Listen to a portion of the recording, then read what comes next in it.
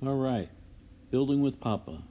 The finishers are here. There are their stilts, and there's their bazooka.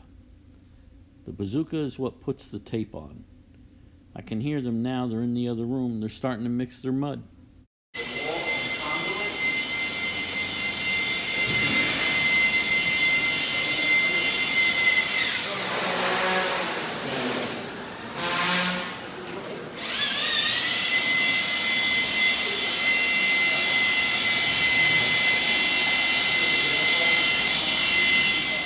Well, they've mixed up a bunch of mud. You can see the buckets that are full. They have their pump there to fill up the bazooka and their other tools.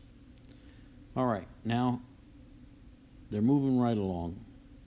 Marvin goes through and he puts the tape on with the bazooka, and the two men are wiping down behind him.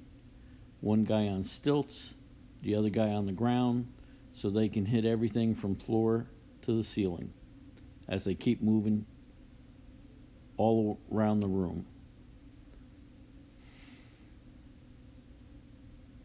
They're working very efficiently. This is an important part of the step, that they get this tape on and wipe down. You can see Marvin here pumping up the bazooka, filling that tube with mud so that he can continue on rolling out that tape. It really puts the tape on really quick. You can do a lot of boards in a day. These guys are moving right along. Okay, well, there's a lot of boards here. They're moving from room to room, and they're getting it taped out. Like I said, they're moving through the rooms pretty quickly. Here's the floor plan again, so you can see all the different rooms that they're going into. We have different ceiling heights. The classrooms are 9 foot, the bathrooms are 9 foot, and everything outside of that is going to be 10 foot. So that's why they're wearing stilts. They don't have to work off scaffold or ladders. They'll be able to move very quickly through this place. And I stood the board up so that it would make a much nicer finish with the finishers, and it will look much straighter. I don't like to have all the bumps with the butt joints that you can see through the drywall or after it's painted.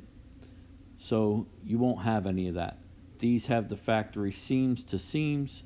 So what happens is they give you that little recessed area, and it makes a much flatter wall. And these guys are moving right along.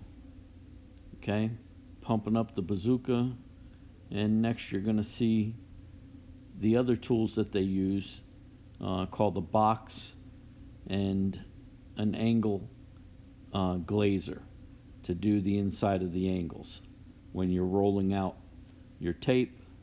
And a glazer makes it nice and slick on the inside corners. It works very well. I really like these tools. They've been around for a long time. Smile, Marvin.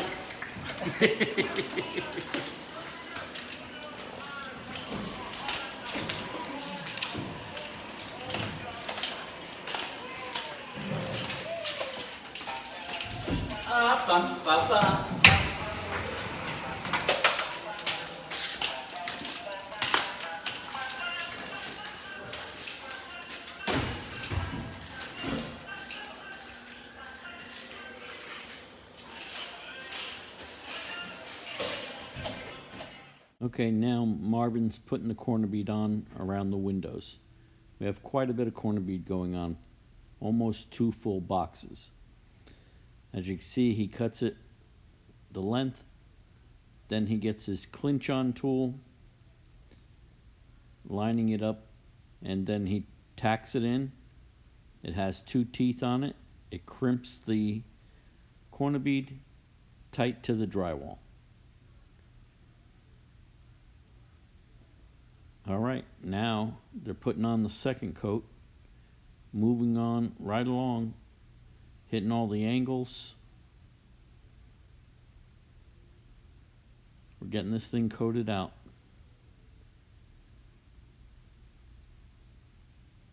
It's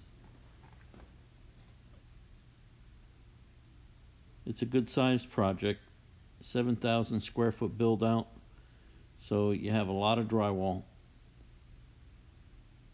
Alright, now he's using what they call a box. The box gets filled up with the pump, and wham, he just brings it straight up. You're not messing with it. If you're using hand tools, you can't go this fast. These guys are just moving right along.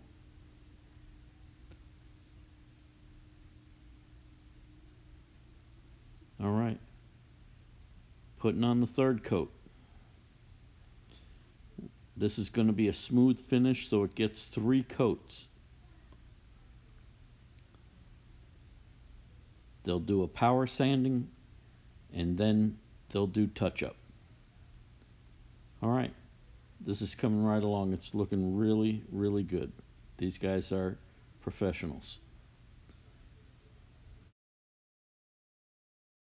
Well, they're just about finished with the walls. We're going to have them start on the soffits, so I'm making sure everything's correct, get our corner bead on there, and all the other little things that we have to do.